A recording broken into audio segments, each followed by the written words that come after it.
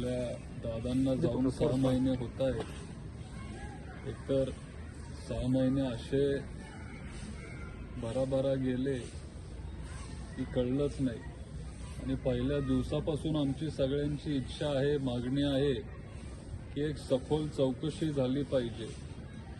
त्यांनी पहिल्या महिन्याभरात आपल्याला एक प्राथमिक अहवाल तिथं दिला, पण तो आम्हाला काही पटला नाही. त्याच्यात अनेक मुद्दे त्यांनी जे घेतलेत ते चुकीचे आहेत. तुम्ही जर तिथं गेला, बारामतीत गोजूबावी म्हणून एक गाव आहे, तर तिथं खूप गोष्टी त्या प्राथमिक अहवालमध्ये जे त्यांनी लिहिलेले ते सगळे चुकीचे ठरलेले आहेत. तरी आम्ही सगळे इथं थांबलोय आणि आज काकांना जाऊन 6 महिने झाले. पण खंत एकाच गोष्टीची आहे की आत्तापर्यंत सत्य हे जनतेच्या समोर आलेलं नाहीये. आम्ही सगळ्यांनी संयम ठेवलेला आहे. आम्ही वाट बघत होतो की दुसरा आता तिथं रिपोर्ट येईल, तिसरा रिपोर्ट येईल. पण आता परवाच मी बातम्या बघत होतो, जी एअर इंडियाची जी दुर्दैवी घटना आपल्या अहमदाबादला जी झाली, त्याला वर्ष होऊन गेलं तरी पण आतापर्यंत कुठेही काही तिथं चौकशी केली गेली नाहीये किंवा रिपोर्ट आपल्या सगळ्यांच्या समोर आलेला नाहीये. आणि अजितदादांसारखे एवढे मोठे नेते आपल्याला अचानक सोडून गेले. लोकांच्या मनात शंका आहे, सारखं लोक बोलून पण दाखवतात आणि तरी आत्तापर्यंत तो रिपोर्ट समोर येत नाही. ह्याच गोष्टीची खंत आहे आणि वाईट वाटतं. आणि आमची सगळ्यांची इच्छा आहे, अपेक्षा आहे की लवकरात लवकर त्या दुर्दैवी घटनेची माहिती आमच्या सगळ्यांच्या समोर यावी आणि नक्की त्या दिवशी काय झालं, कसं झालं, व्हिडिओ, सीसीटीव्ही, साधे सीसीटीव्ही व्हिडिओ मुंबई एअरपोर्टचे अजून आपल्या समोर आलेले नाहीयेत. आणि लवकरात लवकर ही सगळी चौकशी झाली पाहिजे. सीबीआय चौकशी करत आहे, सीआयडी असेल, आपलं डीजीसीए असेल, सगळे जर एवढी चौकशी करत असतील तर मग हे सगळं समोर यायला एवढा वेळ का लागतो, हाच प्रश्न माझ्या आणि सगळे जे बारामतीचे सर्वसामान्य जनता आहे त्यांच्या मनात आहे. का वेळ लागतोय असं तुम्हाला वाटतं? आता मी चौकशी तिथं करत नाहीये. चौकशी सगळे पोलीस अधिकारी असतील किंवा जे टेक्निकल लोक आहेत ते सगळे तिथं चौकशी करत असतील. करत आहेत, नाही करत आहेत, हे त्यांनाच आपल्याला विचारावं लागेल. पण वेळ लागतोय हे खरंय. आज 6 महिने होऊन गेले. आम्ही पण संयम ठेवला, आम्ही पण थांबलेलो. आम्हाला वाटलं की आज रिपोर्ट येईल, उद्या रिपोर्ट होईल. एवढे दिवस झाले, आत्तापर्यंत काहीच आपल्या समोर आलेलं नाहीये. पण आत्ता खरी गरज आहे की लोकांसमोर तुम्ही हे सगळं मांडलं पाहिजे. दादांसारखे एवढे मोठे नेते, लोकप्रिय नेते, महाराष्ट्राचं नुकसान झालंय, देशाचं नुकसान झालंय आणि तरी पण आत्तापर्यंत तो रिपोर्ट आपल्या समोर येत नाही. म्हणजे साधं जर कुठंतरी एखाद्या हॉटेलमध्ये जरी कुठली दुर्दैवी घटना घडली तरी त्या हॉटेलच्या मालकाला ते अटक करतात आणि मग ती चौकशी तिथं चालू ठेवतात. आज एवढी मोठी घटना होऊन सुद्धा व्हीएसआरच्या मालकांवर अजिबात कुठलीही कारवाई तिथं केली जात नाहीये. व्हीएसआरचे जे सिंग आहेत त्यांना कुठेही तिथं बोलवण्यात येत नाहीये. विमानांची चौकशी तिथं केली जात नाहीये. त्यांचं मेंटेनन्स व्यवस्थित होत नाहीये. हे पूर्वीपासून लोक म्हणत होते की व्हीएसआर कंपनीच्या विमानांचं मेंटेनन्स नीट होत नाही. विमानात ते फ्यूल मोठ्या प्रमाणात तिथं भरत असतात.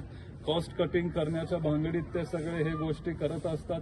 आजपर्यंत मी एवढ्या सखोल किंवा खोलात जाऊन मी ह्या गोष्टींवर कधी बोललेलो नाहीये. पण आता आमच्या सगळ्यांचा संयम सुटत चाललाय. बारामतीकरांना आता सगळी उत्तरं पाहिजेत की नक्की त्या दिवशी काय झालं. तुम्ही आम्हाला एकदा तरी सांगितलं पाहिजे किंवा जे काय चौकशीतून समोर येत असेल हे तुम्ही आमच्या समोर मांडलं पाहिजे. एवढीच मी विनंती करतो. तुमच्या माध्यमातून मी सगळ्यांना, जे कोण आपले इन्व्हेस्टिगेटिव्ह एजन्सीज असतील त्यांना सगळ्यांना विनंती करतो की लवकरात लवकर हे सत्य तुम्ही आमच्या समोर मांडावं. अजित पवारांचा अपघात 28 तारखेला झाला. त्याच्यानंतर 13 दिवसानंतर साधारण 11-12 फेब्रुवारीच्या दरम्यान हा घातपात असल्याचा संशय व्यक्त केला गेला. तेव्हा जी प्रकर्षानं मागणी होत होती चौकशीची ती आता होताना दिसत नाहीये आणि हेच त्या संबंधित यंत्रणेला पाहिजे असं तुम्हाला वाटतं का? नाही, तेव्हाही आपण मागणी केली, तेव्हा आपण प्रयत्न केले, पण आपण पण समजून घेतलं पाहिजे की शेवटी त्यांनाही आपण वेळ दिला पाहिजे. ते सगळे जे टेक्निकल एक्सपर्ट्स असतात किंवा ज्यांना विमानातली आतली टेक्निकल माहिती असते किंवा जे हे काम करत आले त्यांना पण आपण थोडा वेळ दिला पाहिजे, ही तेव्हा माझी भावना होती. पण लवकरात लवकर आपल्याला हे सगळे गोष्टी समजले पाहिजे, ते तेव्हाही वाटायचं, आजही वाटतंय. आणि आता 6 महिने होऊन गेले, असं मला तरी वाटतंय की आता आपण भरपूर त्यांना वेळ दिलेला आहे. अजून वेळ आपण त्यांना देऊ शकत नाही किंवा आता आमचा पण पेशन्स आता संपत चाललाय. काहीतरी एक दुसरा रिपोर्ट त्यांनी लवकरात लवकर आपल्या समोर तिथं त्यांनी मांडावा, एवढीच आमची सगळ्यांची इच्छा. पुढची भूमिका काय? आता आम्ही त्यांच्या रिपोर्टची वाट पाहू. मला विश्वास आहे की सगळे तिथं पाठपुरावा करत असतीलच. मग ते स्वतः काकी असतील किंवा सगळेच तिथं पाठपुरावा करत असतील. पण लवकरात लवकर तो रिपोर्ट आला पाहिजे. आम्ही तिथं पाठपुरावा करू, आम्ही त्यांना जाऊन भेटू, त्यांना विनंती करू की आतापर्यंतची जी काही माहिती असेल ती तुम्ही आमच्या समोर मांडली पाहिजे. जे काही गोष्टी तुमच्या फाइंडिंग्समध्ये आल्या असतील ते तुम्ही आम्हाला सांगितले पाहिजेत, कारण आम्ही आता अस्वस्थ व्हायला लागलोय. लवकरात लवकर काहीतरी नवीन माहिती आमच्या सगळ्यांच्या समोर आली पाहिजे. काही दिवसापूर्वी शरद पवार पंतप्रधानांना भेटले, त्याच्यानंतर पंतप्रधानांना अमित शहांना सुनील तटकरे भेटले, त्याच्यानंतर प्रफुल्ल पटेल आणि शरद पवारांची भेट झाली. काय चालू आहे नेमकं राष्ट्रवादीमध्ये? पवार साहेब हे खूप मोठे नेते आहेत. स्वतः पंतप्रधान जेव्हा बारामतीत आलेले तेव्हा ते म्हणालेले की साहेब हे माझे गुरु आहेत, त्यांच्याकडून बरंच मी शिकत आलोय. आज सगळ्यात जास्त अनुभव आपल्या देशात जर कुणाकडं असेल तर तो अनुभव आपल्या आदरणीय पवार साहेबांकडे आहे.